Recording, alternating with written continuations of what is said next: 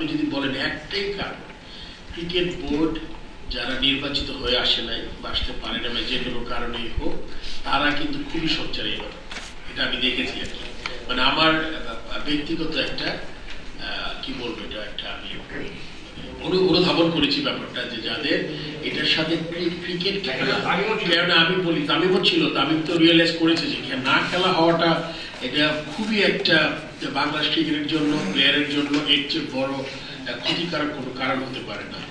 যেটা বলেছে বারবার আপনি বলেছেন যে ক্রিকেটে যেন আপনি বলেছেন ক্রিকেটারের কেন জিম্মি হবে প্রতিবারই, লাস্ট টাইমও যখন রিফর্ম হলো আবার ক্রিকেট খেলবে না, খেলা না মানে ইয়ে হবে না। তারপর কিন্তু সাথে সাথে আমি এটা ওই রিফর্ম কমিটি গিয়ে স্থগিত করেছিলাম, আমি ওটা ডিজলভ করি নাই, স্থগিত করে কিন্তু আমরা চিন্তা করেছি যে 7-8 দিন 10 দিন করে খুব সুন্দরভাবে লাস্ট টাইম সবগুলো খেলাই হয়েছে, ইনক্লুডিং থার্ড ডিভিশন কোয়ালিফাই 6টি টিম খেলেছে। সো আমি মনে করি যে তাদের এই আজকে প্রেস কনফারেন্সের পর তাদের বোধোদয় হবে।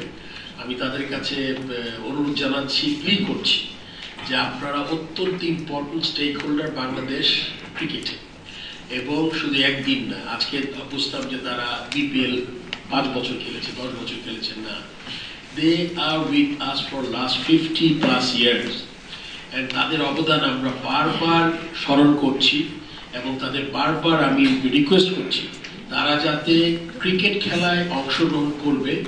আমি আশা করি আজকের এই প্রেস কনফারেন্সের পরে আপনাদের যত কিছু বলার আছে, যা আছে সবকিছু, কিন্তু অনেক ধরনের প্রতিবাদ আছে, ওইটা আপনি করেন, কিন্তু ক্রিকেটের মাঠে খেলাটা আপনি চালিয়ে যেতে দিয়ে। কেন এটা ক্ষতি, আমি বারবার বলছি, ক্ষতিটা হবে শুধুমাত্র ক্রিকেটার এবং বাংলাদেশ ক্রিকেট, এটা ছাড়া খুব বেশি মানুষের কিন্তু ক্ষতি হবে না। এটার জন্য কিন্তু আপনার এইটা না হলে ধরে নিবে যে ক্লাব খেলতে চাইলে ক্লাব ক্রিকেটটা হবে না, তখন টুর্নামেন্ট হবে, মানে কিছু একটা বোর্ড তো বের করবে যে যাতে ছেলেপুলেরা মাঠে রাখা যায়, তাই না? এটা তো বোর্ড তো বসে থাকবে না, বোর্ড অ্যাজ এ হোল চিন্তা করবে যে আমাদের যদি খেলা না হয় তাহলে আমরা কি করতে পারি, আমাদের খেলা মাঠে আনতে হবে। তখন বিজয় দিবস ক্রিকেট, এই মানে বিভিন্ন ফর্মের ক্রিকেট হবে যাতে প্লেয়াররা খেলতে পারে। সো তখন তো আপনার জিনিসটা ঠিক হবে না। তো আমি চাই, এখনো বলছি ক্রিকেটের মানে প্লেয়ার মানে আপনার ক্লাবগুলোকে, যে আপনারা এটা বন্ধ করে খেলাটায় অংশগ্রহণ করেন, তারপরে যা যা আছে ওইটা আপনার পরে অবশ্যই আমরা আলোচনা করে ঠিক করে ফেলতে